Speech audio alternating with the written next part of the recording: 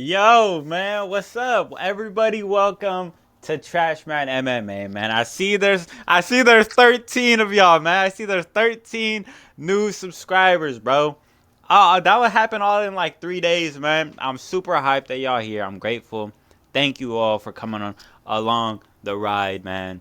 Uh, I appreciate y'all, dude. I appreciate y'all. But look, sorry for taking so damn long to get to this video, bro. I've been busy, dude. Yesterday, I went out of town. Today, I had to deal with a whole bunch of bullshit. The day before that, I had to deal with a whole bunch of bullshit. It's been a wild week, man. But today, look, dude, finally back. Finally ready to give y'all this prediction video, dude. And I'm actually going to go, I'm going to 100% go 100% on this card. On my 14 subscribers soul, I'm going fucking 100%. There's overall, I feel like this card is relatively easy to pick. Uh, there's a few which people, 50-50. Drickus, Hamza, of course, Cannoneer Page, and Mearshart versus Olejashuk. Honestly, those are like the three that I can see you kind of flip-flopping. It's like, all right, who's going to get that one right? Who's going to get that one wrong kind of thing. I'm going to let you know I'm going to get them all right, though. Overall, I see people glazing this card. I think this card is absolutely fucking dog shit. Looking at this card from an objective standpoint, this card is very, very fucking bad. There's no stakes on this card whatsoever. Like, genuinely, if you look at this card, there's nothing at stake here besides Duplessis and Hamzat. Ever since Volkanovski started talking, a little something about Murphy and Pico, there's a little something there now, but Neil versus Protez, 11 versus 12, bro. Cool. Like, we already seen Protez lose. If he loses again, you know what I'm saying? Whatever. Cannoneer versus Page, I'm going to keep it a buck. There's nothing there. Elliott versus Asakura, don't make me laugh. This fight just got announced. Again, there's kind of nothing of substance here. If he wins, cool, he wins. If he doesn't, bro, he just fought 4 days ago. Like, give him a break. That's what people are going to be saying, you know? Mearshart versus Olejashuk, no stakes. Andrade versus Godinez, no stakes. Hooper Hernandez, no stakes. Barboza versus fucking Close, nothing. Like, there's nothing here. There's genuinely, like, there's no meat here, bro. There's no meat. It's all rice. I fuck with rice, but it's all rice. But let's get into it, man. Let me not fucking Lucas Tracy Max and fucking complain this whole time. But early prelim of this card, which there's only one. Alibi Idris versus Joseph Morales. I'm going to go Alibi Idris here. He just seems to be a little bit more dangerous. I did not watch Tough, but record-wise, his opponents look really good. He's a tad bit more well-rounded. Joseph Morales, I can see just pulling out a wicked sub out of nowhere, but Joseph Morales isn't half bad himself. He got fucking pulled into the UFC 7 years ago to get slumped by Davison Figueiredo at the ripe age of 23. He's now here 7 years later. He worked his way back. Very impressive. Very impressive, I'll say. Having a fucking 7 year gap, like, I'm that's dedication, you know. If it's been like 5 years out of the UFC, I'm like, shit, can I make it back, dude? Fuck. But dude, held his head down. He made it back, but I'm gonna just go with Alibi Idris. Seems a little bit bigger as well, a little bit more power in the hands, and I just think he could get it done. I don't know why there's no really statistics on this, bro, but I'm going Alibi Idris to win the tough finale, but I didn't watch this shit. Karine Silva versus Diana Barboza. Diana Barboza is pretty good, but she's taking this fight on like a not even a week notice, you know. Albeit she didn't look bad on the scales. She looked pretty good. She didn't look like she struggled too much. If I'm wrong, correct me if I'm wrong, but I'm pretty sure she was like fucking smiling on the scales and shit. I don't think Karine Silva is all that, but just purely off of a short notice factor, I'm going Karine Silva. So going Karine Silva 30-27, and Alibi Idris by third round knockout, third round KO. Yeah. On to the next, Edson Barboza versus Jakar Close. Now, this one can be a little bit tricky. Edson Barboza, look, I'm going Edson Barboza, man. I'm going Edson Barboza by 29-28, but I can't really count on him for this, man. I kind of want to switch up my pick to Jakar Close Because if we just look at Edson Barboza, who's he beating, you know? He's beating fucking Sadiq Yusuf, and who's that other kid that he beat? Uh he like fucking kneed him in the face like brutally, slept him out cold in like the first round. What's his name? Not Philly, but Billy Quarantillo. He fucking like flying kneed Billy Quarantillo out cold. But besides that, who's he beating? You know, he beat Shane Burgos, lost to Jakadze Mitchell, lost to Ige, Felder, Gaethje. You know, like now we're getting back into 2018. So in the past 5 years, he's beat somebody. I can't. Mark Wynn, Shane Burgos, Billy Quarantillo, Sadiq Yusuf, and Jakar, and that's it. Drakkar Close in the past 5 years, Joaquim Silva, Joe Selecki, Rafael Garcia, Brandon Jenkins. Ah, man. I don't know. I kind of want to go with lighter man skill here because Edson Barboza is coming up in weight from featherweight. And I don't really know how fast Drakkar Close is. You know, is he really going to see those fucking wheel kicks coming? But I do be seeing Edson Barboza fucking, I don't know, trapping on the gram, fucking, you know, fucking wringing his towels out with a whole bunch of sweat coming out. I'm not going to switch up picks here, man. I'm going to go Edson Barboza, but if he loses this, I can see him hanging up the gloves. I can definitely see a win from Drakkar Close, who is the younger fighter, but not by much, by like 2 years, but I could see him pulling off an upset, but I think Edson Barboza is just a little bit more dangerous. But then again, he got 50-45 by fucking Lerone Murphy, bruv. On to the next. Chase Hooper versus Alexander Hernandez. Y'all, I used to be big up hype on Chase Hooper. You know, I fell into the bedtime glaze. Shout out to that one guy that said I'm like a mini bedtime. I used to rock with Chase Hooper, but then I seen Terrence McKinney fucking do Vyacheslav Borishev in 1 minute. You know, it took Chase Hooper to like the second, third round. And I just don't really like that Chase Hooper is kind of going for these old heads, you know? He's going for these guys that have been around for a little minute. You know, Alexander Hernandez, 8 losses. I'm pretty sure all of them are in the UFC. Just really a 50-50 fighter. And Hernandez always goes back from 45 to 55. So, I don't know, man. I just don't really know. I know he's on a 2-fight win streak. Don't really know up against who, though. I don't really think it matters. I highly doubt they're good comp. But I'm going to just go Chase Hooper, man. Maybe the grappling factor is too much for Alexander Hernandez. Chase Hooper, I didn't watch him fight Jim Miller, but I'm assuming he did good enough. But Clay Guida, Jim Miller, you know what I'm saying? Like, these aren't fucking wins that I'm looking at and going, damn, that's crazy. But I'm going to go Chase Hooper. I'm going to fall into the hype one more time. And then after this fight, I don't know if I'm going to be picking him anymore to win. I just think he's too skinny, too scrawny, and he's kind of a bitch. But I'm going Chase Hooper for probably the last time to get it done by third round clutch up submission. Maybe an armbar. On to the next. Jessica Andrade versus Lupi Godinez. I'm gonna pick this to a T. This is gonna be a, what's that girl's name? I'm gonna just pick Lupi Godinez to absolutely masterclass Jessica Andrade, tit for tat around the cage, tit for, you know, leg kick, just kind of, you know, outwork her and just run circles around Jessica Andrade for 15 minutes. Similar to, I can't remember her fucking name. The girl that's dating Diego Lopez. What's that girl's name, bro? Fuck. WMMA fight. Dude, I'm literally searching up right now. I searched up Mexican WMMA. Alexa Grasso. She's the first one to pop up. Alexa Grasso versus... Damn, I'm casual maxing so fucking hard right now. Alexa Grasso versus Natalia Silva. That's exactly what I'm going to pick to happen. Just Natalia Silva scooting around the cage, tit for tatting, just making Andrade miss, overhands, nothing there, all guard. That's what I'm going to pick Lupi Godinez to do.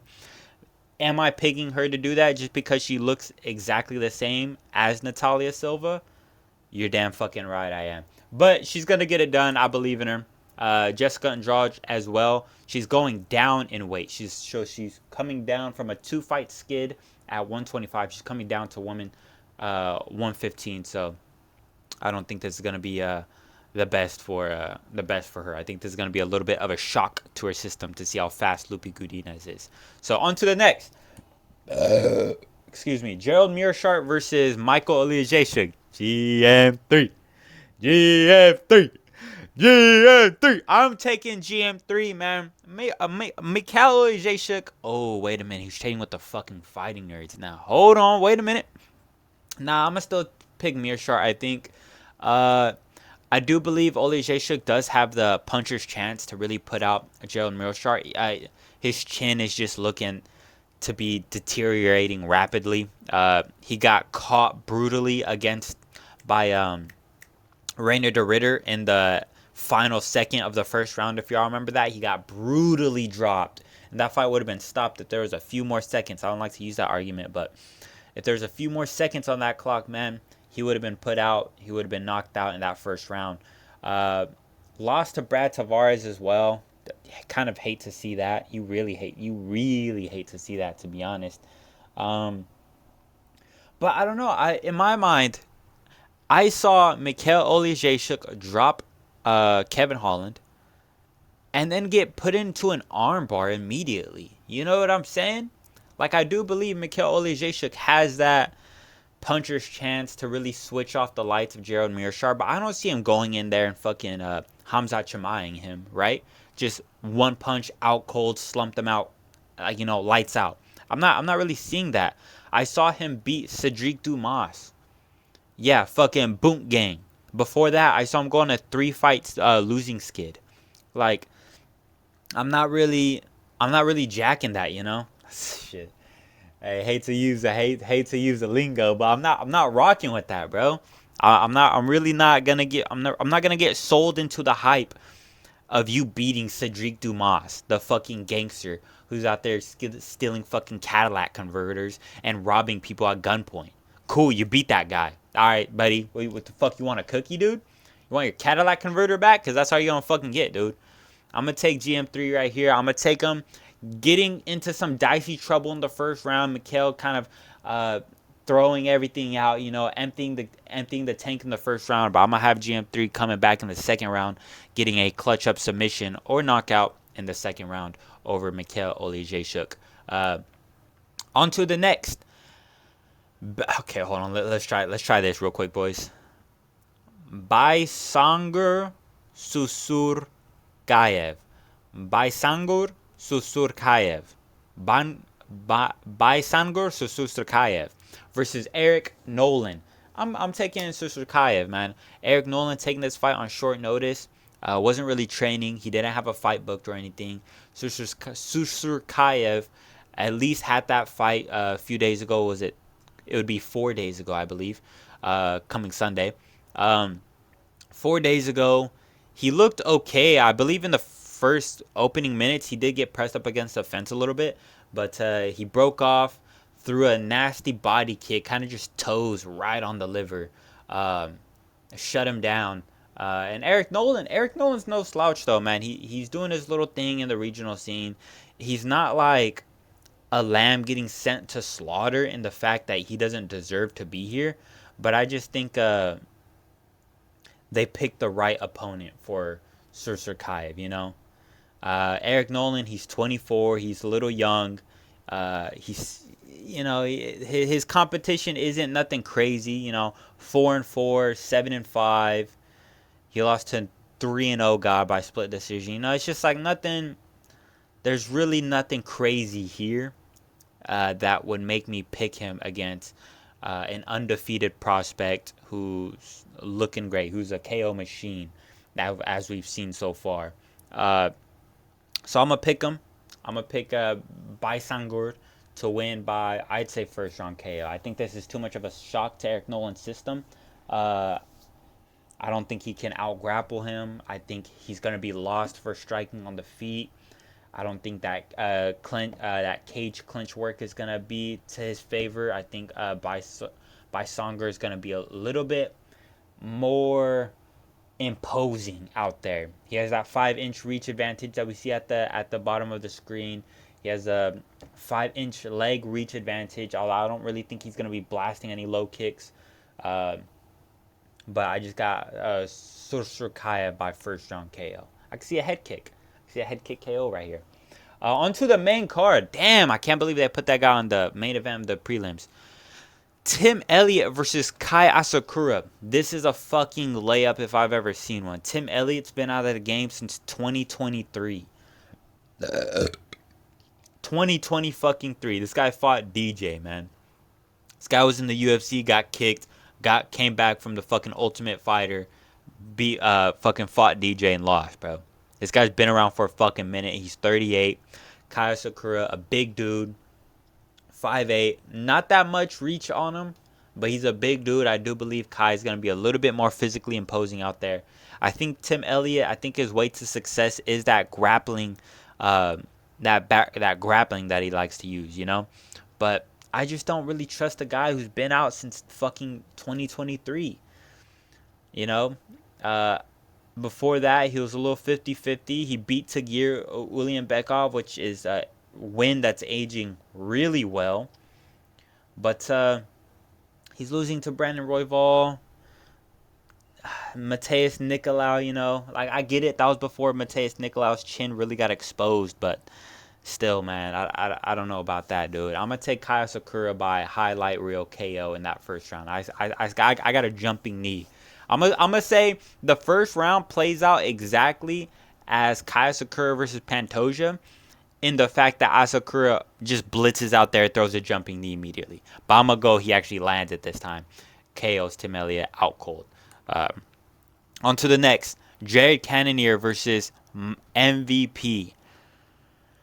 This one is really hard, and it's even harder for the fact that I did not do any fucking research for this. Like, look, man, look, I didn't do any research for this one, dude. I didn't do jack shit for any of these fights, man. I'm going straight off vibes. I'm going straight off of what I've seen.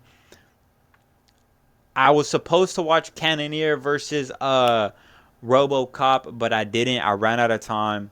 I was supposed to watch MVP versus Sarah. I couldn't. Ran out of time. I really want to go Jared Cannonier right now because he's been dropped. He's been hurt badly. And that's a factor that MVP doesn't really have.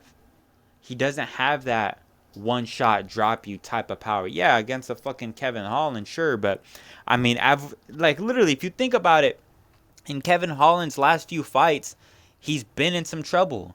He's been, you know, he got dropped against Mikhail. He got embarrassed against MVP.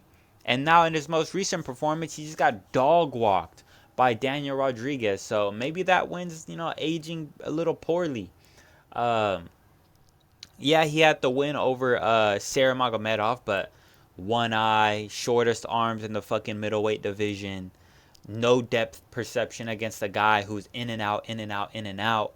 That's kind of just like a tailor-made matchup for MVP. I picked Sarah Magomedov to win that fight due to age, and luckily that's not really a factor in this middleweight in this fight because Jared Cannonier, he's about 41. MVP, he's about the same age, 41, 40. Or he's actually 38, but he's also has a bit. He's taller than Cannonier as well. That's something interesting. He has a little bit more reach than Cannonier. I really want to go Cannonier here. I don't think MVP has the shots to get Jared Cannonier in trouble like he has been in his last few fights. But even guys like Kyle Baralho and Nasruddin Imavov, who aren't really knockout guys, they had Cannonier hurt badly.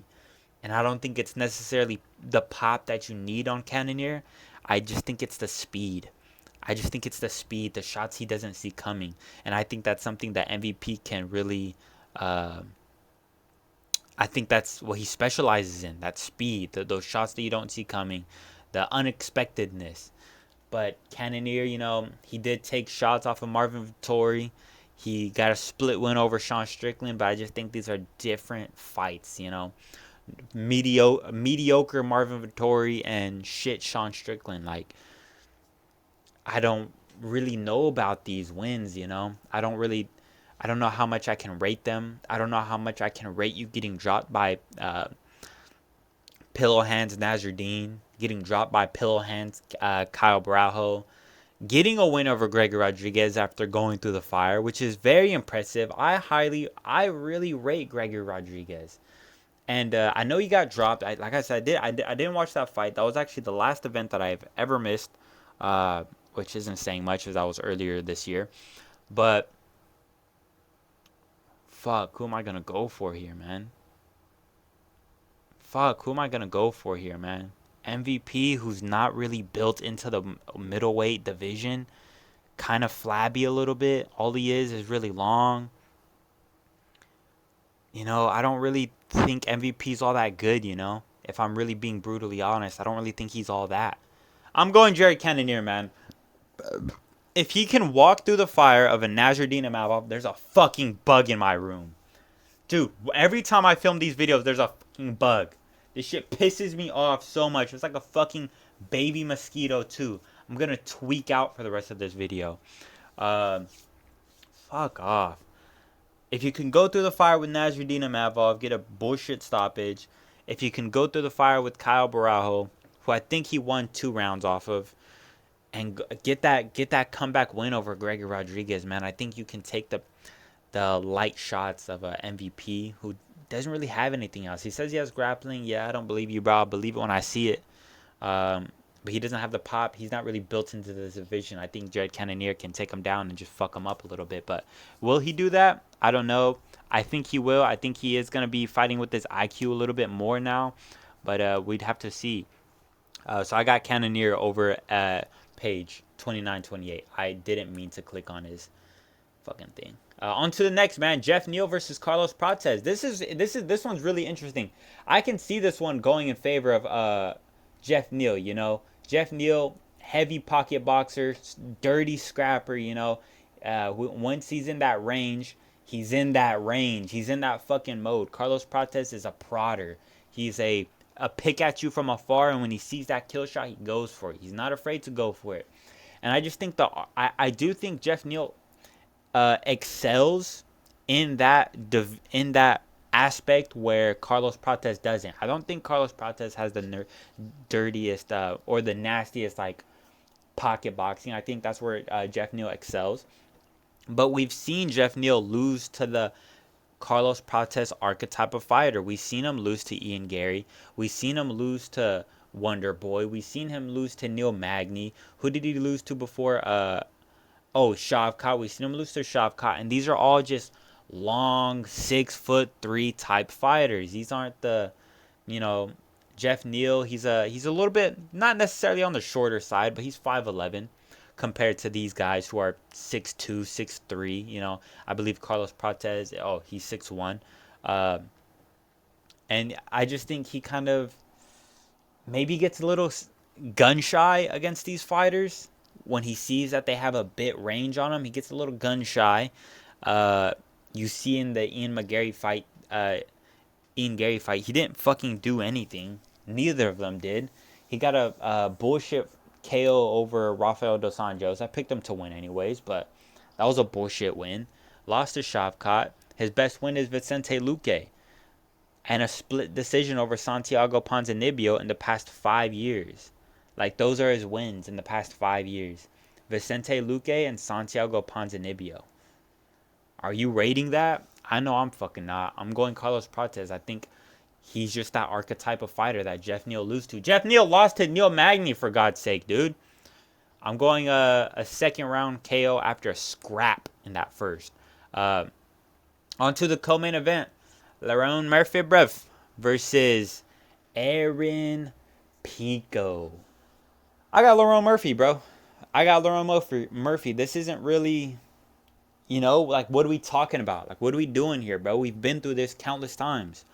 These motherfuckers do not win their debut. Aaron Pico wasn't a champion. He wasn't even close to being a champion, dude. He was just a regular, I don't even know if he was ranked. He probably was.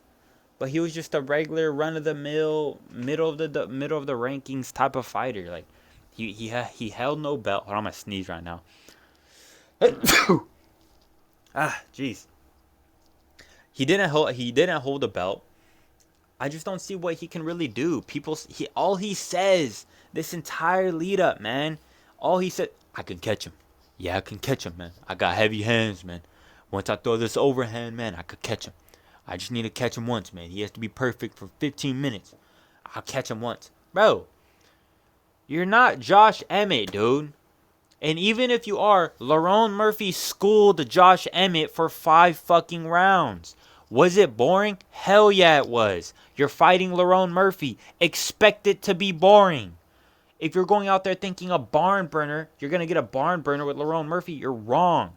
You think he's going to put himself in the fire against you? You're wrong. You think he's going to give you those shots? No, he's all the way across the cage now. Run for him. Josh Emmett had minuscule success at times because the cage was so small in the apex. Brother, you got a pay-per-view sized ring octagon out there. If you don't think Lerone Murphy's gonna be on his bike this entire time, you are sorely fucking mistaken. Now, I will add, Lerone Murphy, it's all or nothing right now. You've seen him on Twitter, you've seen him on Instagram. All right, guys, that's it. That's raps. I tried. Just nobody wants to fight me, man. Like, you've seen him out there complaining. And I think that's going to want him. I think there's a huge chance in him kind of getting a little, let me make it dirty. Let me make it scrap. Let me be entertaining to really secure this title shot. This is his chance, man. This is his chance to jump Mavzar, to jump Yair, to jump Arnold Allen. This is his chance. So I can see him really wanting to go out there and kind of beat Aaron Pico's ass. But I think I can see Lerone wanting a finish here, but I think he can get that performance by just schooling Aaron Pico for 15 minutes. I don't think he has to finish him. I just think he has to make him look silly. And I hope Lerone Murphy knows that himself and he doesn't go out there and try to get a finish, try and get a KO in doing so, putting himself in that fire. If you get the KO, that's cool. That's great. That's great for him. But I don't want to see that risking it all for the biscuit against an unranked fucking debuting Bellator Aaron Pico. So I got Lerone Murphy, Aaron Pico. Yeah, he's a good wrestler. He has a crafty overhand. He's younger, but shorter. Not as long as reach. I'm gonna choose Lerone Murphy to Lerone Murphy it up and just kind of pick and prod at him for 15 minutes and maybe hurting him bad at times. I could see Aaron Pico having no head movement. His fucking competition is dog shit. So I can see Aaron Pico having to get away with a whole bunch of things that he wouldn't be able to get away with in the UFC. Things like no head movement, not being as versatile. And at the end of the day, man, Pico's been highlighted. He's been highlighted. That's something that you will not find on Lerone Murphy's resume for him or against him. So I'm going Lerone Murphy 30-27. On to the main event. Dricus du Plessis versus Khamzat Chimaev. Ooh, this one is scary. This one's scary. This one is, if you don't get this one right, everybody will clown you. I'm going DDP, man. Y'all seen my comments. That's probably why y'all are here. DDP by 4th round TKO. Fuck it. He might get it done in the 6th and 7th too, man. You never fucking know with Dricus, dude. Nah, but with all trolling aside, I'm going Dricus by 4th round KO, man. I know Khamzat is a dangerous grappler. We all know this. I'm not breaking groundbreaking stuff to you, but I do believe that fluke against Robert Whittaker. I do believe that win over Robert Whittaker was a fluke. I think you just got that teeth, man. You got that 3 teeth in the middle. He panic tapped. Kamaru Usman survived, even though he was in a very tricky situation. I mean, look at what Kamaru Usman did to escape that rear naked choke attempt. He stood up on his hind legs and he slammed Khamzat Chimaev's head into the fucking canvas. If that ain't the most Dricus du Plessis ass shit you've ever seen, I don't know what is. That's something that Dricus du Plessis will 100. Oh, you know he's been drilling Hamza on his back and slamming his head on the fucking canvas. The most random shit of all time. And before that, who's Hamza beat? Holland? Cool, bro. You beat Usman and Whitaker. Washed Usman, and in my opinion, washed Whitaker. I think he swooped in at the right time to really get that hype. I think Dricus du Plessis was fighting more prime. I thought he fought a more prime Whitaker. And everybody else as well. I think du Plessis beats Kamaru Usman on 9 days' notice, especially. Like, I just don't really know what we're doing right now, man. Again, styles and performances make fights. Hamza Chimaev is clearly better than Kevin Holland, so I'm not trying to say that, oh, dude, he only beat Kevin Holland. He's not that good. I know Hamza Chimaev's league's better than Kevin Holland. But I just think Dricus du Plessis has the gas tank, even though fucking not too long ago we were all fucking dogging on him saying he don't got no fucking gas tank. But hey, dude, he schooled Sean Strickland in the rematch. He fucking got Israel Adesanya out there. He KO'd Robert Whitaker. Took Sean Strickland the first time to a split decision. Hey, Sean Strickland's a tricky matchup that first time, you know. But other than that, he hasn't looked too well, right? Brunson, I believe Brunson got him down. Till got him down and even had him in some real big trouble. But I just think Dricus du Plessis, with the overall arcing factors of this guy, I think he's gonna get it done. Not to mention as well the Hamzat Chimaev main event curse. I do believe this is a thing, and you might not have heard about this.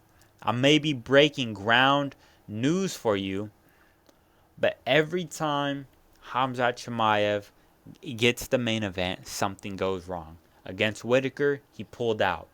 Against Nate Diaz, he pulled out. Against that's about it. And against Gilbert Burns, he had the toughest fight of his entire career so far. You know what I'm saying? These are the fights where, he actually wasn't the main event against Gilbert Burns. But against Robert Whitaker and Nate Diaz, pulled out of both of them. Wasn't the main event anymore.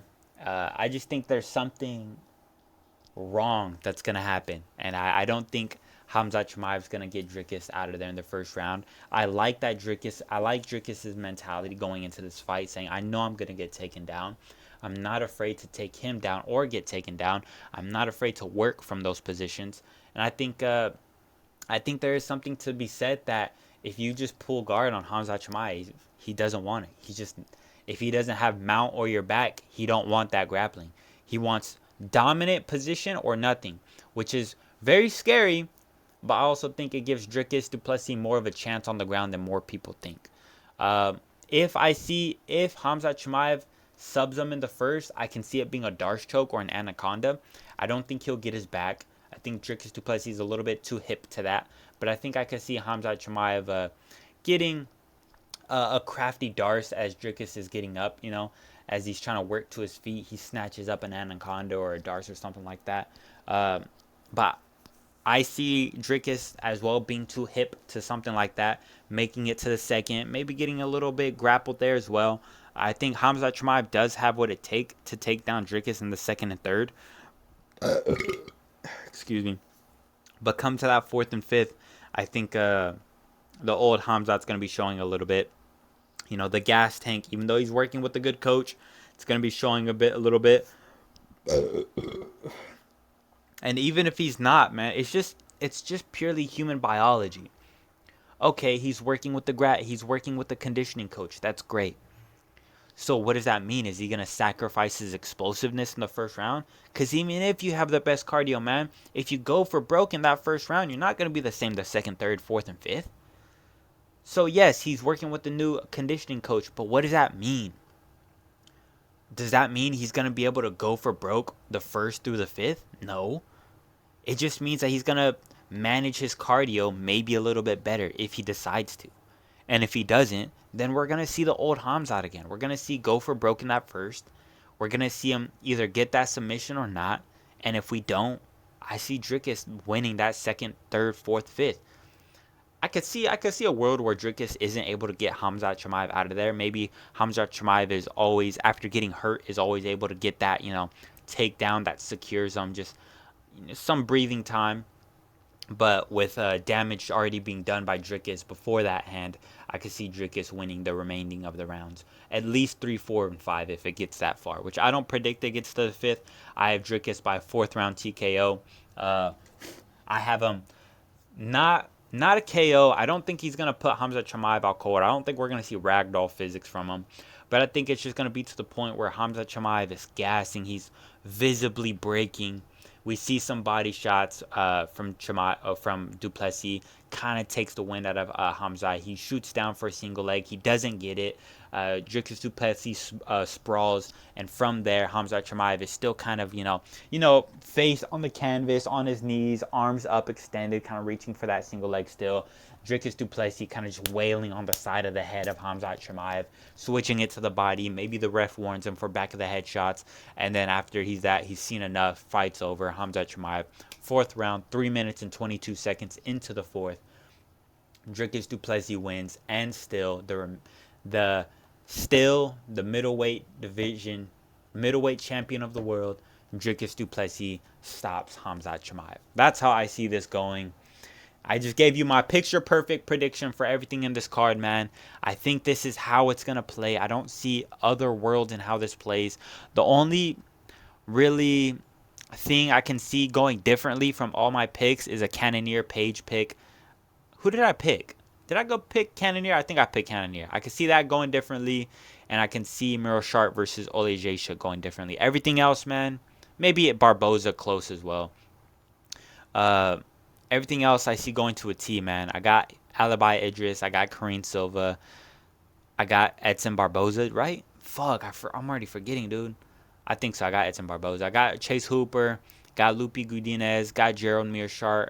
Got Baisun Gur. I got Kaya Sakura, Cannonier, Prates, Murphy, and Du Plessis. I think that's the right picks, man. I think that's I feel like that's the safest bets you can make. The safest predictions, man. So I hope y'all enjoyed my video, man. Thank y'all so much for all the new subscribers, man. If y'all watch this video, I appreciate y'all. If y'all don't, man, hey, I hope y'all catch the next one. Leave a like, leave a comment, subscribe if you're new, dude. Hey, share it with your homie, man. Share it with your homie. Your homie likes if your homie likes Lucas Tracy, if your homie likes Che, if your homie likes Bedtime, fuck it. If your homie likes Left Lane, I ain't gonna judge you. But hey, send me this link, man. Send this link. Say, hey, I know this dude. He's just trash, man. Pretty cool dude. Pretty chill vibe. That's that, man. Appreciate y'all. I'll make a fight recap Sunday, and then I'll make a fights to make video Monday, and then that Tuesday I'll go over.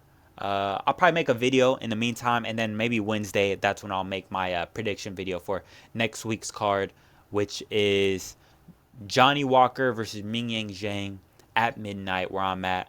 I actually called out for that card, so, I'm dedicated to the game, man. Respect. I'll catch y'all later. Thank y'all for watching. I appreciate the love. I appreciate the support. I'll catch y'all on the next one, man.